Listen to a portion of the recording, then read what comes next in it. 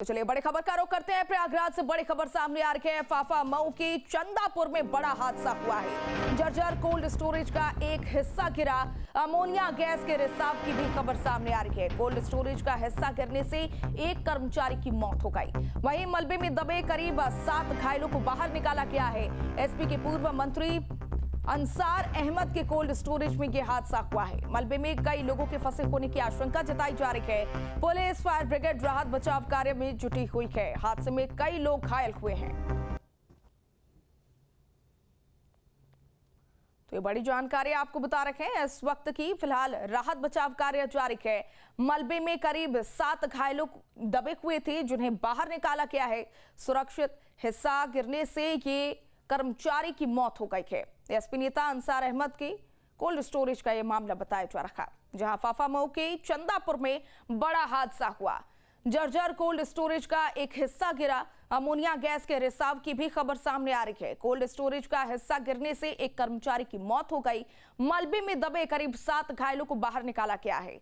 SP के पूर्व मंत्री अंसार अहमद के कोल्ड स्टोरेज में यह हादसा हुआ। मलबे में कई लोगों के फंसे होने की आशंका है। तो वहीं पुलिस और फायर ब्रिगेड राहत बचाव कार्य में जुटी हुई है। हादसे में कई लोग घायल भी हुए हैं। ये तस्वीरें आपको टीवी स्क्रीन पर दिखा रखे हादसे के दौरान की तस्वीर है। किस तरीके से राहत बचाव कार्य यहां पर किया जा रहा है और मलबे में दबे लोगों को बाहर निकाला जा रहा है। एम्बुलेंस के जरिए अस्पताल भेजा जा रहा है, जिनका इलाज वहां पर जारी है। तो प्रशासन के कई लोगों को यहां पर रेस्क्यू किया है प्रशासन ने। मौत का कोल्ड स्टोरेज यहां पर देखने को मिला। आखिर किसकी लापरवाही से यह हादसा हुआ, यह बड़ा सवाल उठता है। चूंकि जर्जर कोल्ड स्टोरेज का एक हिस्सा गिरा है, अगर ये पहले से जर्जर था तो इसे मरम्मत क्यों नहीं किया गया, ये भी बड़ा सवाल उठता है। फिलहाल एसपी के पूर्व मंत्री अंसार अहमद का ये कोल्ड स्टोरेज बताया जा रहा है, जिसमें भीषण हादसा हुआ है। मलबे में कई लोगों के फंसे होने की आशंका अभी भी है, यानी कि अभी भी मलबे में कई लोग फंसे हुए हैं। फिलहाल हादसे में 7 लोगों को बाहर बचाया गया है।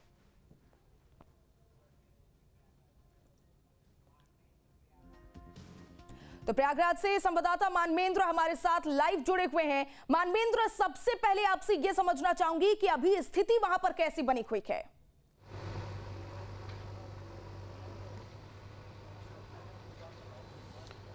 जी देखिए, अभी भी यहाँ पर रेस्क्यू का काम चल रहा है। आपको सीधी तस्वीर दिखाते हैं। आप देखें यहाँ पर लगभग 7 जेसीबी लगा करके जो कोल्ड स्टोरेज का मलबा जो ढहा है, जो ज़मीन पर गिरा है, उसको हटाने का प्रयास किया जा रहा है। और ये प्रयास किया जा रहा है कि इस मलबे से कुछ लोग अगर दबे हैं तो उनको सही सलामत निकाला जा सके। और बड़े पैमाने पर राहत और बचाव का काम यहाँ पर चल रहा है। चूँकि यहाँ पर एसडीआरएफ की टीम मौजूद है, पुलिस की टीम मौजूद है, फायर ब्रिगेड की टीम मौजूद है और पीएससी की टीम भी यहाँ पर पहुँची हुई है। तो पूरा जो कोल्ड स्टोरेज है उसका जो मलबा है उसको हटा करके आप देखें तो जो मलबा है उसके 7 लोग जवान वहाँ पर लगे हैं और उनके हाथ में बड़ी सी हैवी टॉर्च भी है। वो झांक करके देख रहे हैं कि मलबे के अंदर कहीं कोई छुपा तो नहीं है, कहीं कोई फंसा तो नहीं है।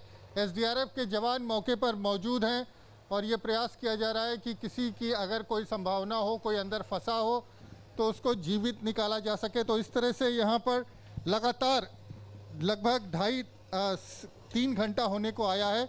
3 घंटे से यहाँ पर लगातार जो मलबा है उसको हटा करके जो राहत और बचाव का कार्य है वो किया जा रहा है। आप देखें, आलू की बोरियां भरी हुई थी। चूँकि ये जो सीज़न होता है, ये कोल्ड स्टोरेज में यहाँ पर जो लेबर्स होते हैं उनके काम करने का समय होता है। आलू वगैरह यहाँ पर स्टोर किया जाता है।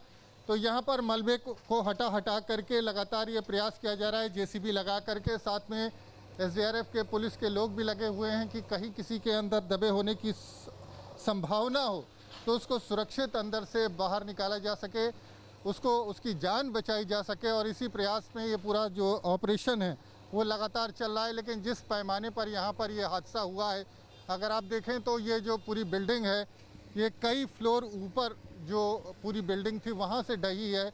तो इसका मलबा जो है बहुत हैवी मलबा है, इसको हटाना आसान नहीं है। और यहाँ पर फायर ब्रिगेड की टीम है और करीब 7 जेसीबी की गाड़ियां देख जो पा रही हैं, हूँ भारी जेसीबी संख्या में यहाँ जिसको पर लोग बुलडोजर पहुंचे भी हुए कहते हैं। राहत उसके बचाव कार्य जरिए जारी है। न सिर्फ 7 रास्ता लोगों को बनाने की सकुशल बरामद भी कर लिया गया है, उनका बचाव भी कर लिया गया है। क्या अभी भी कोई आशंका जताई जा रही है कि मलबे में और भी लोग फंसे हो सकते हैं? मानवेंद्र जी बिल्कुल, मलबे में अभी और लोग फंसे हो सकते जी। हैं और करीब 4 लोगों की इस घटना में मौत हो चुकी है। जिस तरह से खबर आई है हॉस्पिटल से, तो 4 लोगों की मौत की खबर है। इसके अलावा 7 लोग जो घायल हैं उनको अस्पताल भेजा गया है और लगातार राहत और बचाव का कार्य यहाँ पर चल रहा है। तो जिस तरह के हालात बने हैं, निश्चित तौर पर जिस तरह से पूरी घटना पेश आई थी, उसके बाद अभी भी प्रयास जी। ये हो रहा है कि कोई और अगर अंदर मलबे में दबा हो तो उसको निकाला जा सके। बिल्कुल मानवेंद्र, लेकिन एक और चीज यहाँ पर समझना चाहूंगी, चूंकि कोल्ड स्टोरेज में ये जब हादसा हुआ उस वक्त उनके पास डेटा तो जरूर होगा कि कितने कर्मचारी अंदर थे, उस वक्त मौजूद थे। उससे ये अंदाजा लगाया जा सकता है कि कितने लोग अभी मलबे में फंसे हैं और कितने लोग बच चुके हैं।